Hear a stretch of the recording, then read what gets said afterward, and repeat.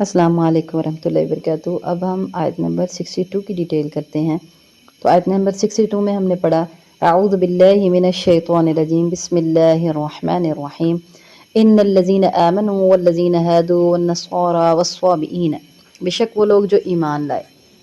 और वो लोग जो यहूदी हुए, ईसाई हुए, स्वाबी बेदीन हुए, मन आमन बिल्लाहि वल यौमिल आखिर,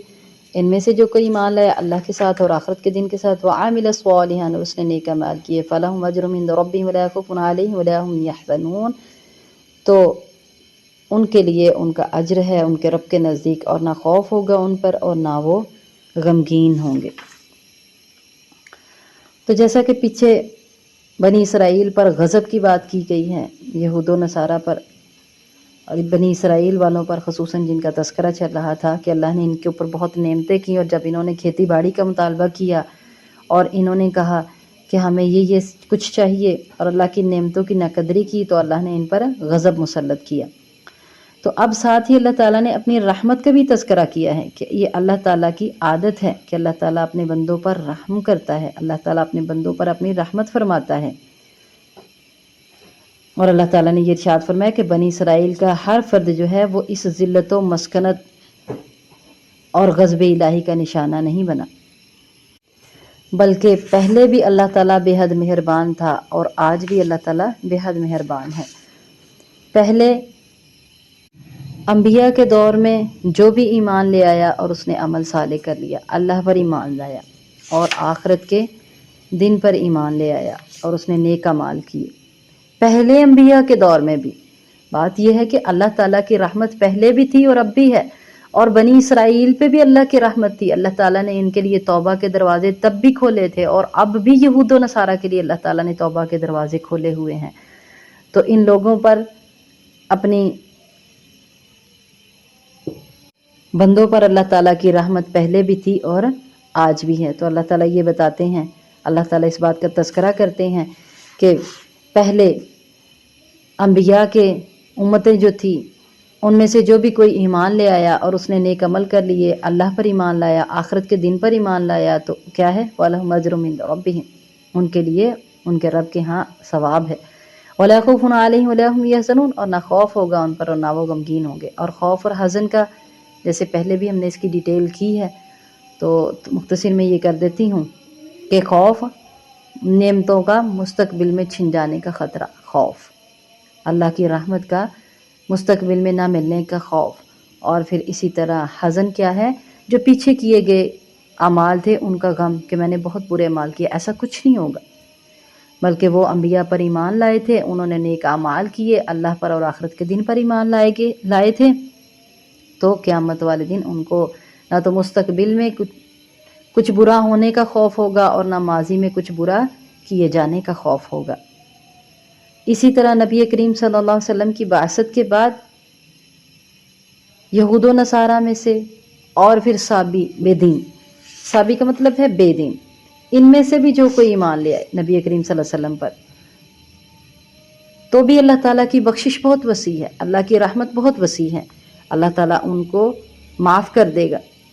और उनके लिए भी यही बिशारत है कि अल्लाह पर और आखिरत के दिन पर ईमान ले आए और नबी करीम सल्लल्लाहु अलैहि वसल्लम पर ईमान ले आए, तो फलहुम अजरुम इंद रब्बिहिम वला खौफुन अलैहिम वला हुम यहज़नून। इसमें बाज़ लोगों का ये अकीदा है या वो शायद ये बात साबित करने की कोशिश करते हैं कि अगर अब भी ईसाई, यहूदी और साबी जो बेदीन लोग थे अपने अपने मज़हब पर रहकर अमल करें तो मुसलमानों की तरह उनको भी निजात हासिल हो जाएगी, लेकिन ये बात बिल्कुल गलत है। अच्छा, साबी के बारे में थोड़ी सी बात मैं आपको ये भी बता दूं कि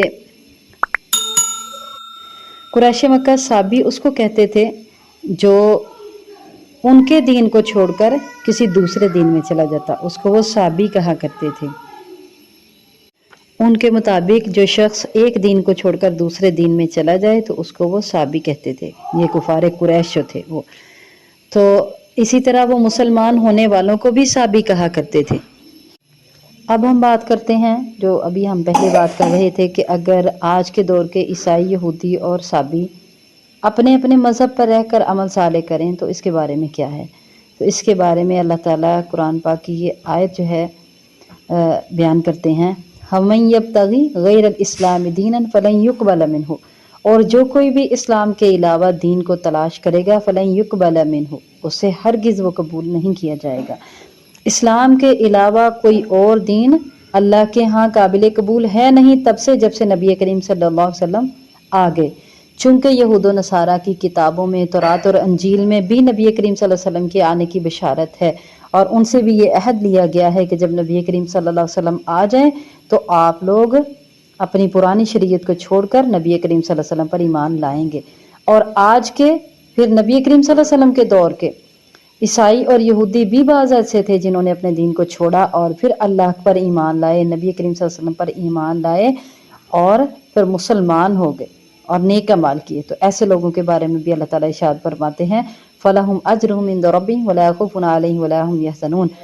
ایسے لوگوں میں جیسے عبداللہ بن سلام تھے، صہیب رضی اللہ تعالیٰ عنہ تھے اور سلمان فارسی رضی اللہ تعالیٰ عنہ تھے،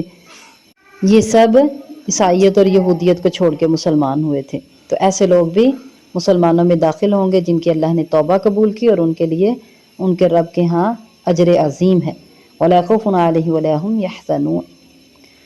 اب اسی کے بارے میں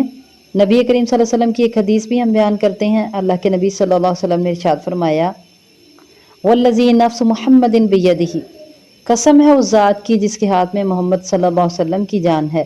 لا يسمع بی احد من هذه الامة، نہیں سنے گا میرے بارے میں اس امت میں سے کوئی یہودی یا کوئی ولا نصرانی، اور نہ ہی کوئی نصرانی، اس امت میں سے کوئی یہودی اور کوئی نصرانی میرے بارے میں نہیں سنے گا، ثم یموت، پھر وہ مر جائے، ولم یؤمن، اور نہیں وہ ایمان لایا ہو بالذی، اس چیز کے ساتھ ارسلت بہ، جس کے ساتھ میں بھیجا گیا ہوں، الا کان من اصحاب النار، مگر وہ اصحاب نار میں سے ہوگا، وہ آگ میں داخل ہوگا۔ مطلب کیا ہے کہ اس امت میں سے یعنی نبی کریم صلی اللہ علیہ وسلم کے آنے کے بعد کوئی بھی یہودی یا عیسائی یا کوئی بھی صحابی جو نبی کریم صلی اللہ علیہ وسلم کے بارے میں سن لے اور پھر وہ آپ صلی اللہ علیہ وسلم پر ایمان نہ لائے اور نہ ایمان لانے کی صورت میں ہی وہ مر جائے، تو اللہ کے نبی صلی اللہ علیہ وسلم نے ارشاد فرمایا کہ وہ الا من اصحاب النار، وہ آگ کے رہنے والوں میں سے ہوگا، وہ آگ میں داخل ہوگا۔ تو اتنی سخت وعید ہے اس کے بارے میں۔ یہ عقیدہ بالکل غلط ہے کہ آج بھی نبی کریم صلی اللہ علیہ وسلم کی بعثت کے بعد بھی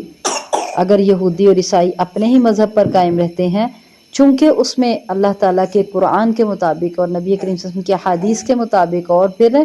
بہت سی سرچ کے مطابق ہم دیکھتے ہیں کہ اس میں بہت زیادہ ان کی کتابوں میں رد و بدل ہو چکا ہے، تو جب وہ اپنی اصل حالت میں موجود ہی نہیں ہے تو ان پر ایمان کیسا؟ ہاں، ان پر ایمان اتنا ہوگا کہ وہ اللہ کی طرف سے نازل کردہ کتابیں تھیں، لیکن ساتھ یہ بھی ایمان ہوگا کہ آج اس میں بہت زیادہ تحریف ہو چکی ہے اور اس میں جو احکامات ہیں، جو مسائل ہیں، ان میں بہت زیادہ رد و بدل ہو چکا ہے، کمی بیشی ہو چکی ہے، اور قرآن الحمدللہ صحیح سلامت ہمارے پاس موجود ہے بغیر کسی کمی بیشی کے۔ تو نبی کریم صلی اللہ علیہ وسلم کی بعثت کے بعد ایمان لانا ہے تو نبی کریم صلی اللہ علیہ وسلم کی نبوت پر اور پھر